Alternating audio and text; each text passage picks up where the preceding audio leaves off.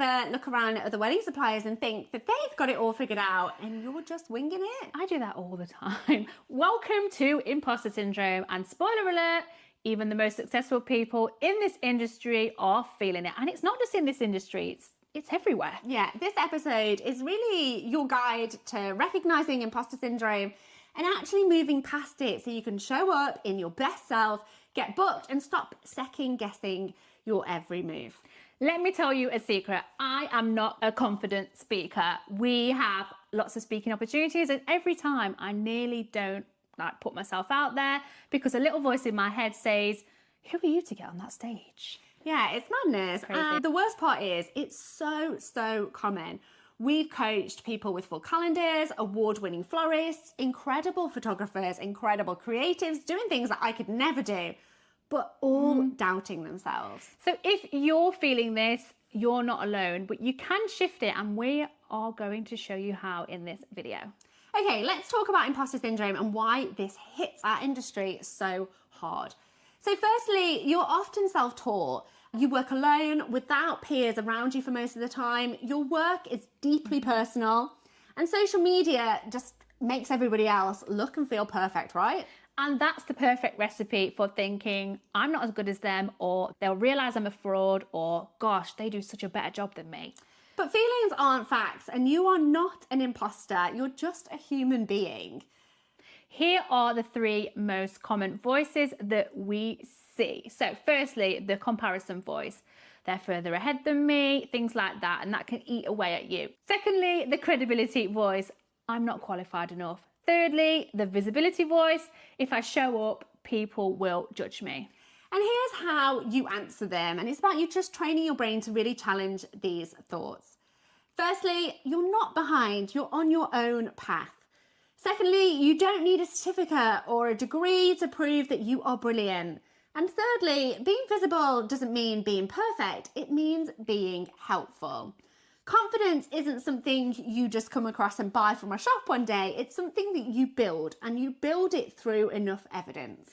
That's very, very true. You need to create a proof file. So this is screenshots of testimonials, kind words from couples, and wins that you are proud of, even the small ones. And we have one of these on our phones, don't we? Yeah, because every time your brain says, oh, you're not good enough, open that folder and show it the receipts. Sometimes you won't believe in yourself yet, and that's okay. Borrow beliefs from your clients, your coach, your team. Borrow it from us even. We believe in you even when you do forget how to. Because every successful person ever had a starting point, and every confident person had a shaky moment somewhere. You need to remember that you're not behind, you are becoming. And one of the fastest ways to kill imposter syndrome is to make it about them, not you. So instead of thinking, oh, what if I sound stupid? Ask, what if this helps somebody? Your content, your voice, your vibe, it's not self-promotion, it's a service. Yeah, you're showing up confidently might be the reason someone feels seen, supported, and safe in booking you. So here's the trap that we often see. Oh, I'll show up when I feel more confident, but confidence comes after the action, not before. Yeah, post that reel, pitch the podcast, apply for the award, say your prices with a straight face.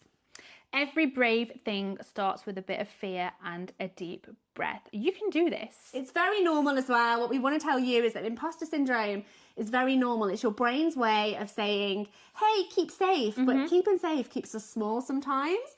So it is totally normal. I want to leave you with 5 practical things that you can do this week to really help build that belief.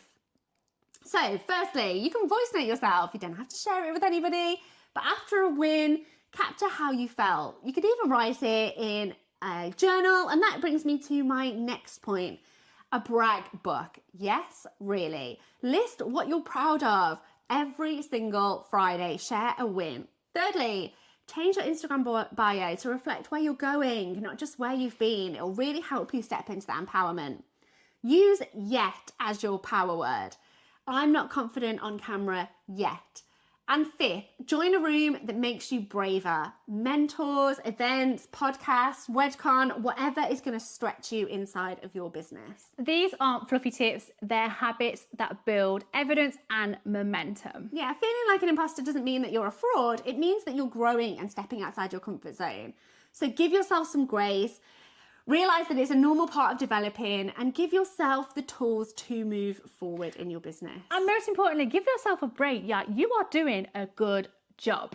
So drop the words confident reset in the comments if this has hit home for you today. And if you want more real talk like this every single week and more hints and tips on how you can not only grow your business, but also grow your mindset, do hit subscribe. We're not here bringing you fluffy goods.